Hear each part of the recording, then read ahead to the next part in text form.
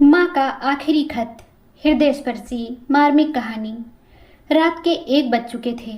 माँ कभी दरवाजे की तरफ देखती तो कभी एक नज़र घड़ी की तरफ। माँ की आंखों में और चेहरे पर चिंता साफ नजर आ रही थी। थोड़ी ही देर में दरवाजे की घंटी बजी। माँ ने काफ़ी तेजी से दरवाज़ा खोला और सामने बेटे यश और बहू संगीता को देखकर पूछा, इतनी देर क्यों हो गई बेटा?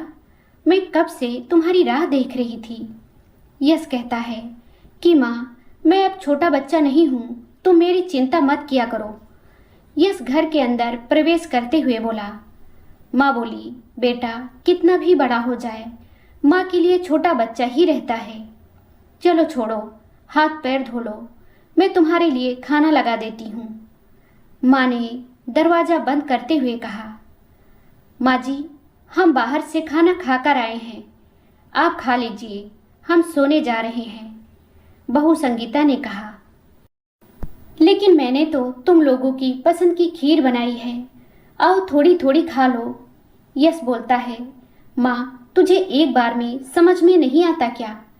तेरी बहू ने कहा ना, हम बाहर से खाना खाकर आए हैं, क्यों परेशान करती है? जा तू खीर खा ले और सो जा, और हमें भी शांति से सोने दे। माँ ने कुछ नहीं कहा, पर माँ अकेले कैसे खीर खा सकती थी और उसे बिना खाए नींद कैसे आ सकती थी? क्योंकि बेटे के इंतजार में उसने भी कुछ नहीं खाया था। वह किचन में गई, एक गिलास पानी पिया और अपने रूम में चली गई।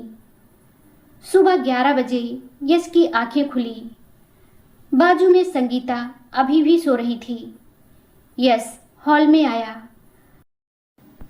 तो लैपटॉप के पास रखी एक चिट्ठी पर उसकी नज़र पड़ी। यह चिट्ठी किसकी हो सकती है? यह देखने के लिए उसने चिट्ठी खोलकर पढ़ना शुरू किया। चिट्ठी में लिखा था, मेरे लाल, तू सोच रहा होगा कि एक ही घर में रहते हुए ये चिट्ठी क्यों?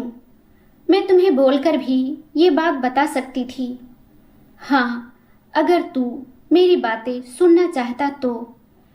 किसी एक्सप्रेस गाड़ी की तरह तू आता है और कुछ ही पलों में निकल जाता है। खैर, वो सब जाने दो। कल तुम्हारा जन्मदिन था, इसलिए मैंने तुम्हारी पसंद की खीर बनाई थी। सोचा कम से कम आज के दिन सब साथ में बैठकर खाना खाएंगे। मगर मैं यह बात भूल गई थी कि मेरा बेटा बड़ा हो चुका है, जो अपने दोस्तों के साथ पार्टी करके खाना खाकर आया है। चलो, मुझे इस बात की खुशी ही हुई है।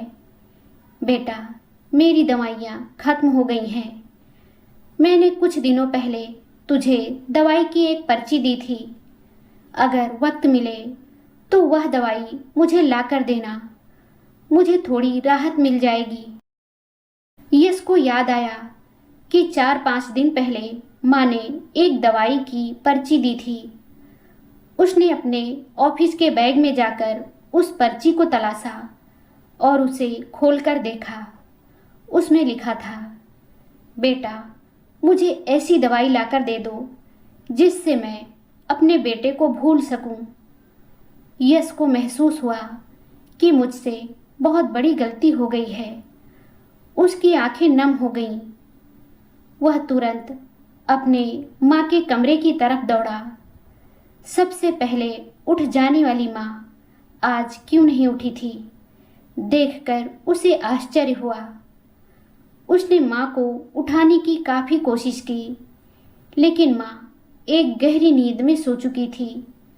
यश के पास फूट फूट कर रोने के अलावा और कोई चारा नहीं बचा था। दोस्तों, यह कहने की ज़रूरत नहीं है कि माँ बाप जीवन में कितने मूल्यवान हैं। उनका प्यार निस्वार्थ होता है।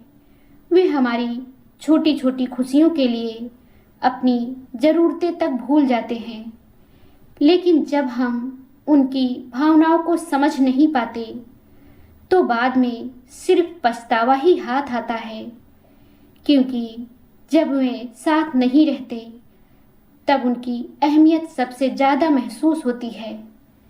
इसलिए हमें हमेशा अपने माता पिता का सम्मान करना चाहिए, उनके साथ समय बिताना चाहिए और उनके प्यार व त्याग की कदर करनी चाहिए। उनके रहते हुए ही उनकी सेवा करो, उनसे प्यार करो। वह चले जाएंगे तो कुछ नहीं कर पाओगे। दोस्तों, यह कहानी आपको कैसी लगी हमें कमेंट करके ज़रूर बताएं।